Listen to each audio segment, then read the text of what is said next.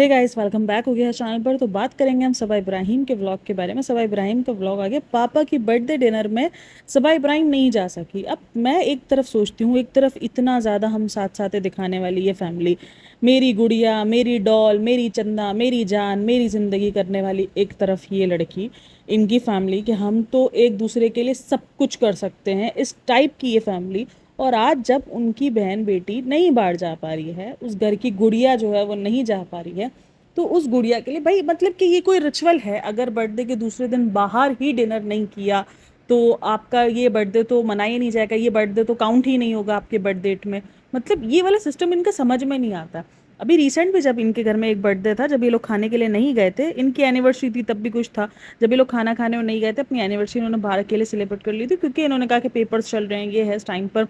तो समझ में आ गया, लोगों ने एक्सेप्ट कर लिया था, किसी ने भी आपको ट्रोल नहीं किया था। तो अगर आप इतना ज़्यादा देखो, नॉर्मली तो ये जा सकते हैं अकेले, ऐसा कोई इशू नहीं है कि हर टाइम पे सभा होनी चाहिए, ये कोई नहीं है। लेकिन ये जिस तरीके से अपने आप को पोर्ट्रे करते हैं एक फैमिली का, और जिस तरीके से दीपिका ने आके बताया था अपने बारे में, अपनी इन लॉस के बारे में, कि तुम लोग क्या जानो सुकून क्या होता है, तुमको क्या पता गुड़िया क्या होती है, तो मैं उस नज़रिए से बोल रही हूँ। तो फिर वो आप घर पे भी सेलिब्रेट कर सकते थे। आपके पास तो अपना रेस्टोरेंट है, आप मस्त एक से बढ़कर एक खाना रेस्टोरेंट से मंगाते हो, और आप घर में अपनी ही बहन के साथ जो इस वक्त आखिरी उस पर चल रही है। अब काफ़ी लोग बोलते हैं दीपिका के लिए सोचा था, तो यही मैं आप लोग को बताती हूँ कि इन लोगों की फैमिली में वो बॉन्ड है ही नहीं, जो ये सिर्फ अपनी ज़बानी दिखाते रहते हैं। ना उन्होंने दीपिका के टाइम सोचा था, और ना ही वो लोग सबा के टाइम सोच रहे हैं। तो ये है सबा के साथ सिर्फ जो उसकी फैमिली वगैरह है, जिनको सबा खुद पालती है, तो इसलिए वो उसका साथ दे देते हैं, बाकी उसके व्लॉग में नज़र आ जाते हैं। लेकिन आप देख लो, भाई भाभी बिल्कुल ही गायब हो चुके हैं। अब इसमें काफ़ी लोग भाई भाभी को सही बोलते हैं कि जितना भाभी ने किया है, और जिस तरीके से सबा ने जूते मारे, जिस तरीके से वो शेड करती है, जिस तरीके से वो नाशुक्री है उस बंदी की, कि इसने इतना ज़्यादा, एक बंदों ने, दो बंदों की वजह से आज ये इस मकाम पर बैठी है जहाँ पर पहुँचना इसके लिए बहुत ही नामुमकिन काम था। तो काफ़ी लोगों को लगता है कि ये बिल्कुल सही डिज़र्व कर रही है, और जो हो रहा है वो उसके साथ बिल्कुल ठीक हो रहा है। तो ठीक हो या ना हो, लेकिन जितना ये अपने उससे दिखाते, या तो फिर अपने आप को मान लो कि भाई हम भी नॉर्मल फैमिली की तरह है, हमारे इधर भी नंद भावज वाली नहीं। वो तो दीपिका के इतने बड़े बड़े बयान थे, अगर आपने सुने हो, हमारे घर के अंदर सास और नंद वाला तो कॉन्सेप्ट ही नहीं है, मेरे लिए तो सफा कुड़िया है, और उन्होंने तो मुझे बेटी की तरह, वो दिख रहा है बेटी की तरह, जिस तरीके से तुम्हारा टाइम था और जिस तरीके से आज ये टाइम है, बहुत फील हो रहा है। जब उसका टाइम था तब इन लोगों ने नहीं किया, आज जब सभा का टाइम है तो वो लोग अपना साइड में हो चुके हैं। गिव एंड टेक वाला दौर इन्होंने भी किया है। तो अभी अगर आकर इन्होंने कभी भी ज़िंदगी में बोला, अभी भी इनके अल्फाज अगर वो रहे कि ये तो मेरी गुड़िया है, ये तो मेरा ये है, ये तो मेरा वो है, तो फिर तो भाई समझ लो इंतहाई झूठे बंदे। फिर सवाल करना कि भाई ये गुड़िया उस टाइम पे कहाँ चली गई थी, जब आप अपने उसी के, उसके भी तो पापा है ना, अगर उसके पापा का खाना बर्थडे, अब पापा ऐसे तो नहीं कोई बचकाने हैं कि कोई, अगर आप उनकी बर्थडे के लिए अगर उनको बाहर लेके नहीं गए, तो वो कोई पाँव पछाड़ के रोना शुरू कर देंगे, अरे मेरे, मुझे बर्थडे के लिए बाहर नहीं लेके गए, मेरा बर्थडे का डिनर बाहर नहीं करवाया। वो भी अपनी बेटी की कंडीशन समझते हैं, वो भी चाहते हैं कि उनकी बेटी और उनका बेटा साथ हो, और वो एक ही घर में, अगर वो नहीं जा सकती बाहर, तो हम घर में बैठ के, भाई अगर आप लोग सबने बाहर ही जाके एंजॉय करना है, और अगर आप एंजॉय करने वाला इंसान हो ना, वो घर में भी एंजॉय कर सकता है। आप एक दो दो डिशेस मंगा लेते और अच्छे से एंजॉय कर सकते थे, बट नहीं।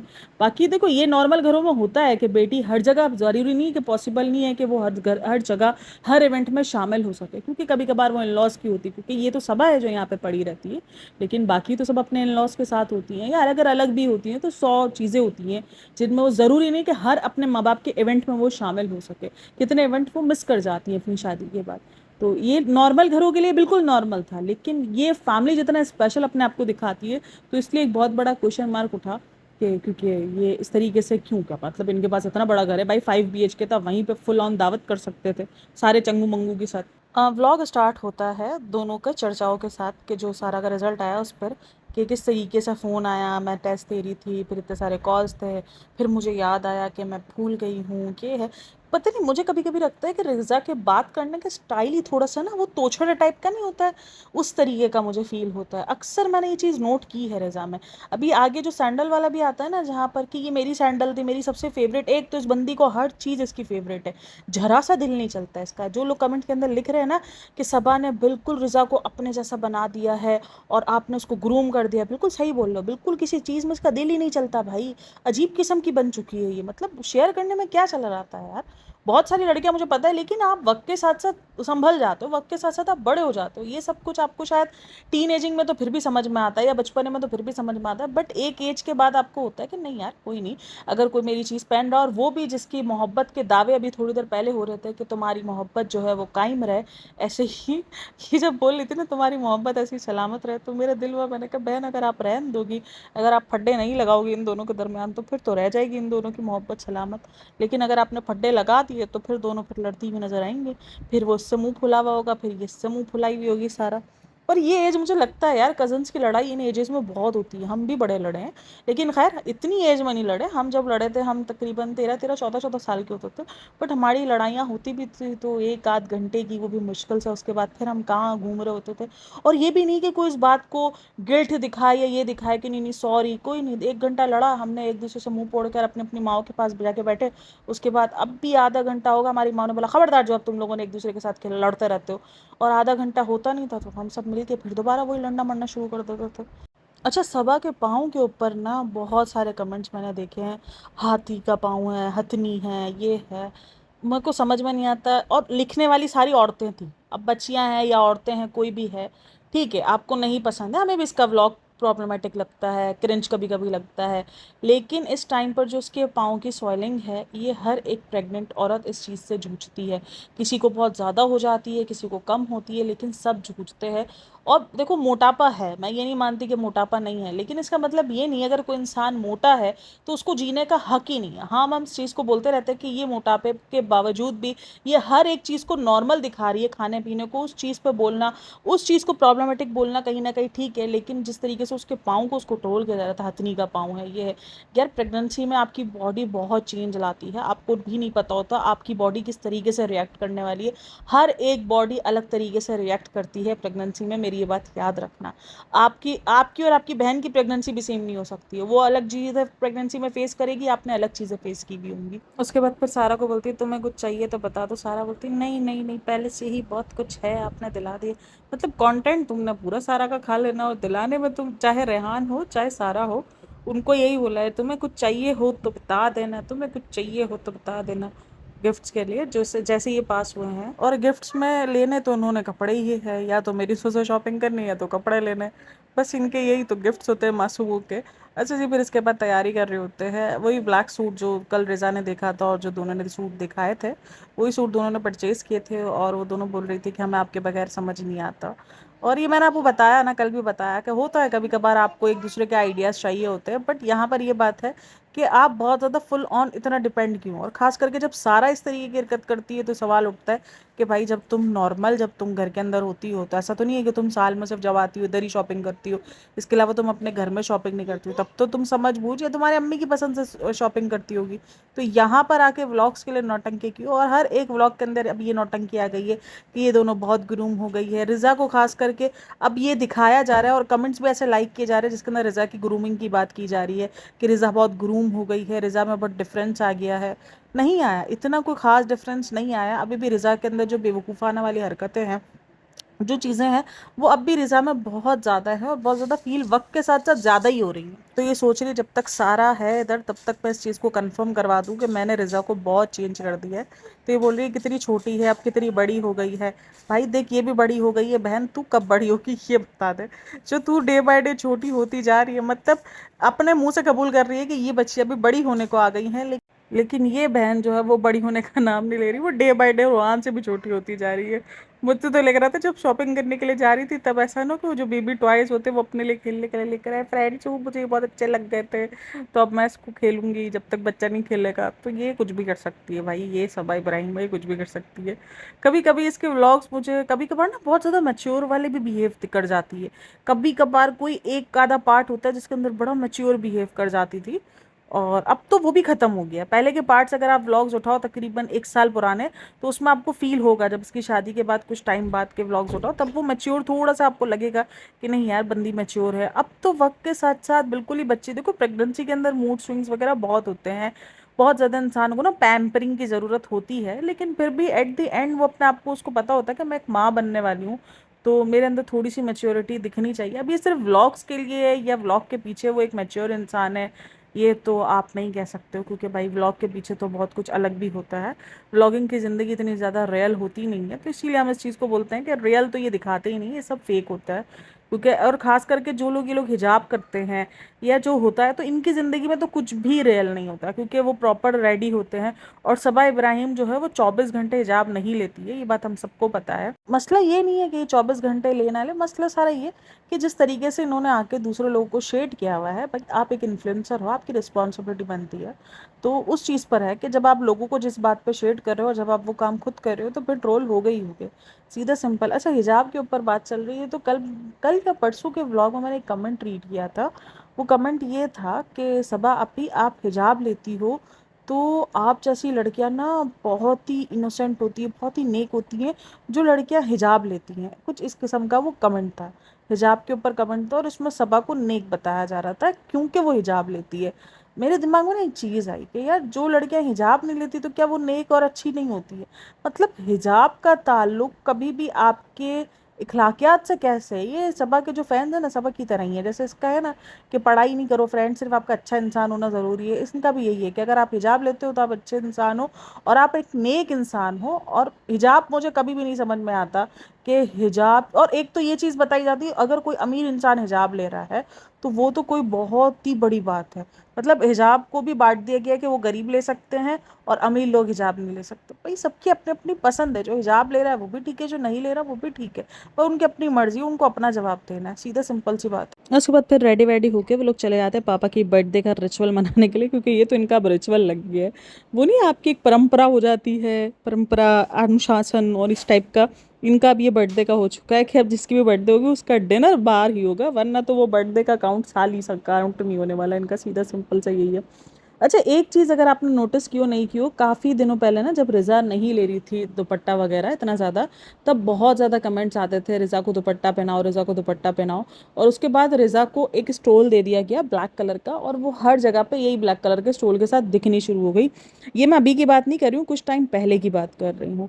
और उसके बाद ये जो हिजाब हिजाब बोल रहे थे, जो दुपट्टा दुपट्टा बोल रहे थे, वो सारे इस वे में बोल रहे थे कि भाई उस वो थोड़ी सी मतलब जो वो मोटी है, तो इस वजह से उसको बोला जाता है कि भाई वो चीज़ें जो उसकी दिख रही होती है, वो उस वजह से काफ़ी लोगों का मेंटेलिटी जो होती है लोगों की, ये सोच मुझे थोड़ा सा ना रिग्रेसिव इसलिए रखती है कि भाई सबकी अपनी अपनी मर्जी, आप किसी को भी फोर्स नहीं कर सकते हो कि तुम हिजाब लो, तुम दुपट्टा लो, तुम ये करो, तुम वो करो, आप नहीं फोर्स कर सकते। वो उसकी अपनी पर्सनल चॉइस है, उसको लेना है नहीं लेना वो उसकी अपनी पर्सनल चॉइस है, जस्ट सिंपल।